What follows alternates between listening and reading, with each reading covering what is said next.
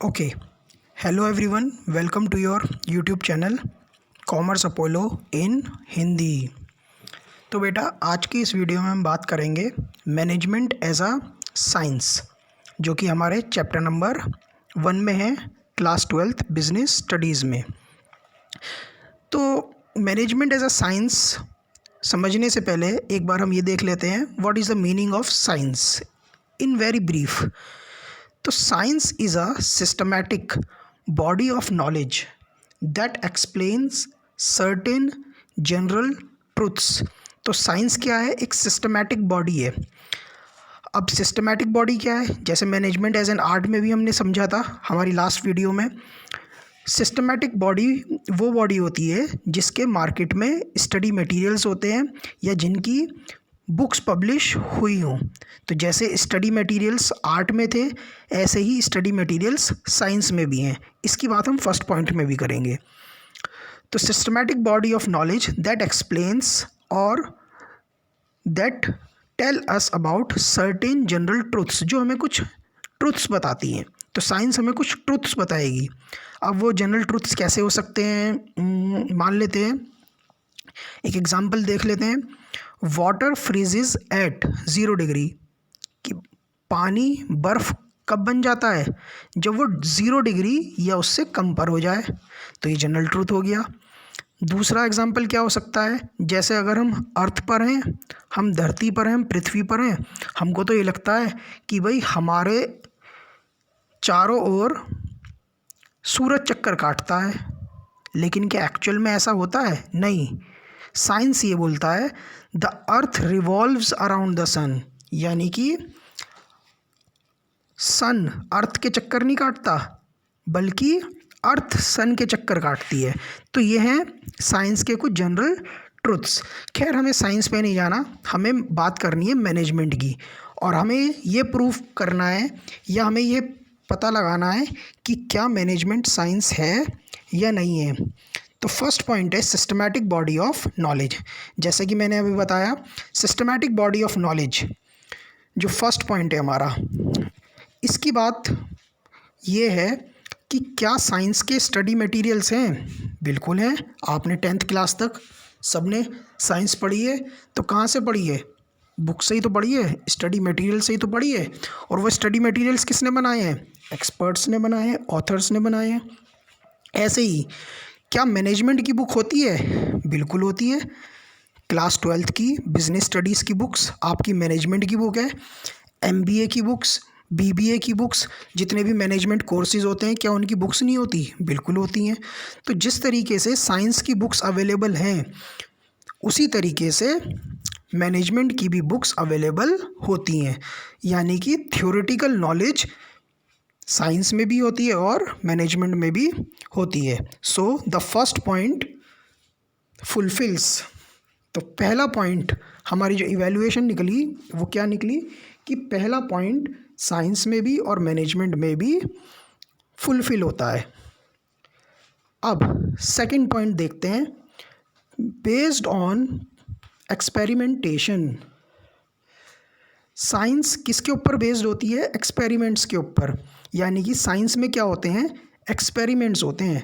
और एक चीज़ और है, जब साइंस में हम एक्सपेरिमेंट करते हैं और कोई चीज़ प्रूव हो गई, तो हमेशा रिजल्ट्स सेम निकल कर आएंगे। यानी कि अगर हम H2 और O को ऐड करेंगे तो हमेशा H2O ही निकल कर आएगा। अगर हम H2 और SO4 को ऐड करेंगे तो H2SO4 ही आएगा। यानी कि साइंस में जो एक्सपेरिमेंट्स होते हैं उनके हमेशा रिजल्ट्स सेम निकल कर आते हैं। लेकिन मैनेजमेंट में ऐसा नहीं होता बेटा। मैनेजर ने आज जो डिसीजन लिया, हो सकता है उससे उसे प्रॉफिट हो गया हो या वो डिसीजन सही माना जाए, लेकिन मैनेजर ने 1 महीने बाद भी वही डिसीजन लिया, तो हो सकता है वो डिसीजन सही ना माना जाए। फॉर एग्ज़ाम्पल, कोई नया एम्प्लॉय हमारे पास काम करने के लिए आया और उसने काम ठीक नहीं करा, तो मैनेजर ने क्या करा, उसे अपने ऑफिस में बुलाकर उसकी डांट लगा दी। और हो सकता है उसकी 5-10% सैलरी भी डिडक्ट कर ली हो। तो क्योंकि वो नया नया था, उसने वो बात सुन ली। अब उसी एम्प्लॉय को 3-4 साल हो गए उसी कंपनी में, तो उस मैनेजर से फिर गलती हो गई, उस एम्प्लॉय से फिर गलती हो गई। मैनेजर ने फिर उसे बुलाया और फिर उसे डांटना स्टार्ट कर दिया। तो मुझे बताओ कि क्या वो एम्प्लॉय अब 3-4 साल बाद उसकी डांट सुन लेगा? बेटा नहीं सुनेगा। क्यों? क्योंकि अब उसको बहुत एक्सपीरियंस हो गया है।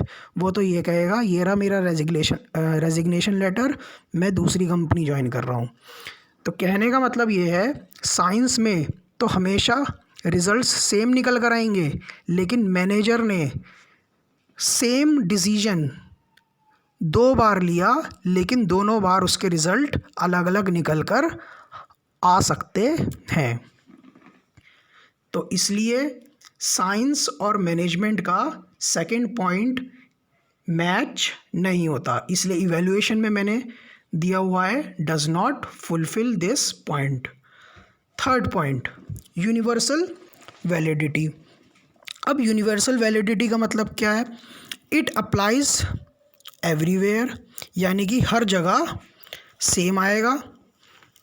साइंस के जो रिजल्ट्स निकल कर आएंगे वो हमेशा सेम निकल कर आएंगे।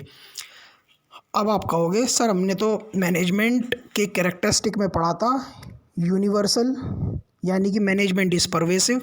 तो बेटा वहाँ परवेसिव का मतलब है मैनेजमेंट हर जगह लगता है, मैनेजमेंट हर जगह लगता है। मैं ये नहीं कह रहा मैनेजमेंट हर जगह नहीं लगता, मैनेजमेंट हर जगह लगता है, लेकिन यहाँ हम यूनिवर्सल वैलिडिटी में बात कर रहे हैं कि क्या मैनेजमेंट के हर जगह यूनिवर्सली रिजल्ट सेम निकल कर आएंगे? तो आंसर इज़ नो। बात समझ में आई?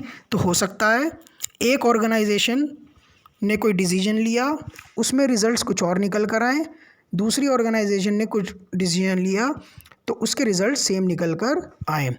दूसरी बात यहाँ पर यह है, जो हम मैनेजमेंट लगाते हैं वो ह्यूमन बींग्स पर लगाते हैं, और ह्यूमन बींग्स का जो बिहेवियर होता है उसको कोई भी नहीं समझ सकता, which is complex in nature. तो इसलिए यूनिवर्सल वैलिडिटी साइंस में तो अप्लाई होती है, लेकिन मैनेजमेंट में अप्लाई नहीं होती। सो थर्ड पॉइंट भी मैनेजमेंट और साइंस का मैच नहीं होता, तो इसलिए मैंने लिखा है डज नॉट फुलफिल्स। तो मैंने क्लियरली एक्सप्लेन कर दिए तीनों पॉइंट। तो कंक्लूजन क्या निकला? That management is a social science और इम्प्योर साइंस और इनएग्जैक्ट साइंस। Thank you.